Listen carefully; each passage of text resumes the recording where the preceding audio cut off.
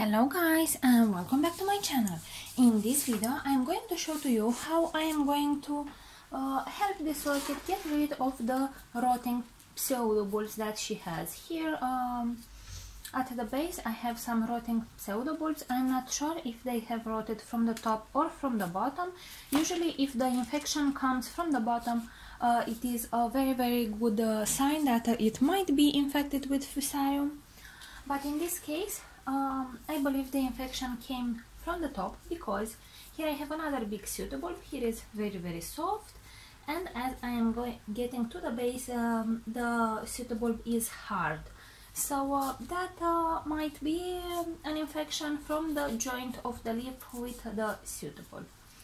So the first thing I am going to do is to repot the orchid. This orchid has been repotted into self-watering in I believe late autumn or early winter, and of course a lot of the old roots died. So first I'm going to work with the roots. I'm going to cut all of them, then we are going to cut the pseudobulbs. Okay, so as you can see we had quite a lot of dead roots.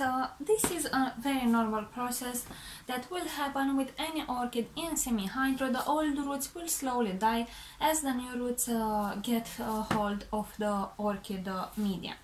So we can see I still have quite a few new roots, and these are produced in semi-hydro. These will survive. So for now I'm going to snip off the back part of the plant, which is rotted. I believe this is just a dieback of the pseudobulbs, which happen in time. They are very young pseudobulbs. And now I want to see what is happening with this pseudobulb. So I'm not going to cut all the way down, because it seems that until this joint, because you can see there are a few layers, so until here is very soft, and then it's suddenly hard. So I believe that I can save the plant, because if I cut it, let's say if I divide the plant, then of course the juices won't flow throughout the rhizome, and if I cut it at the base, I am afraid that the infection will go inside the rhizome as well. So with a cutting knife, which is prior sterilized, I'm going to cut just 1 or 2 centimeters below the part which I believe to be infected. It doesn't smell. I did cut into healthy tissue, it seems. Sorry. Let's see if I can focus. Come on, focus. Alright, so here you can see this is healthy tissue. This is just very soft and infected one. I won't break this part, because this contains a bacteria which is highly contaminated and will infect other plants really easily. My cat is inspected the new blanket. It's very weird, and she is going to sleep. Okay. As for the other part of the plant, we can see that here we have healthy tissue. So there I'm going to put first a little bit of hydrogen peroxide. I won't use 3%, I will use a higher percentage. I will use a 9% one. You should be very careful with this, because this one burns, which is what I want to do to the plant. Is stronger, let's say, than the normal portion. So I'm going to apply it with a Q-tip. You can see the hole is very small, and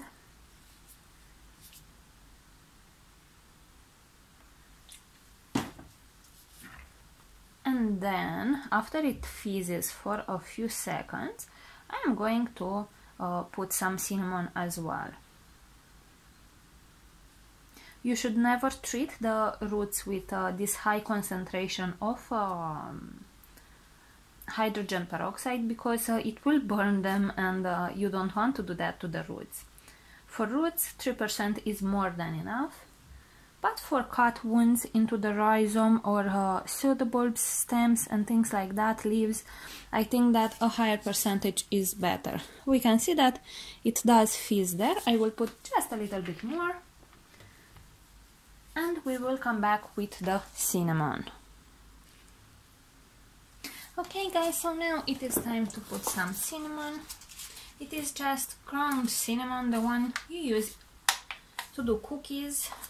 So you want to be very careful when you apply it, reason for which I will use a moist cotton pad, and very gently I will apply it directly on the wound.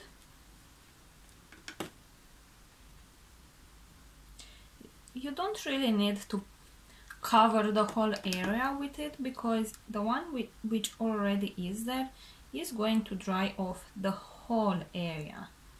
So don't go overboard. Whatever sticks in there is enough.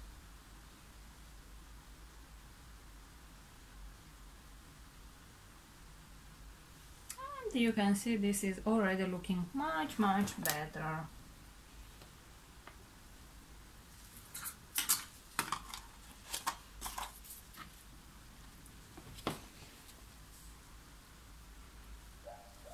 And guys, this is pretty much all. As you can see, my orchid has been already repotted and is looking much better. What you are seeing there on the leaf is a sunburn, and I'm not going to cut it because the orchid does not have all that many leaves. So every single one of them is needed by the orchid. And I think that the process has been really easy to do. So you should always take actions when you are seeing that your orchid is starting to rot, because you don't want to lose the whole orchid. These diseases can spread so fast, and this particular orchid is amazing. This one is producing amazing blooms. It's a cluster bloomer. I don't think I have a picture saved with how the blooms look like, because I have received it with bud blast. So that is that.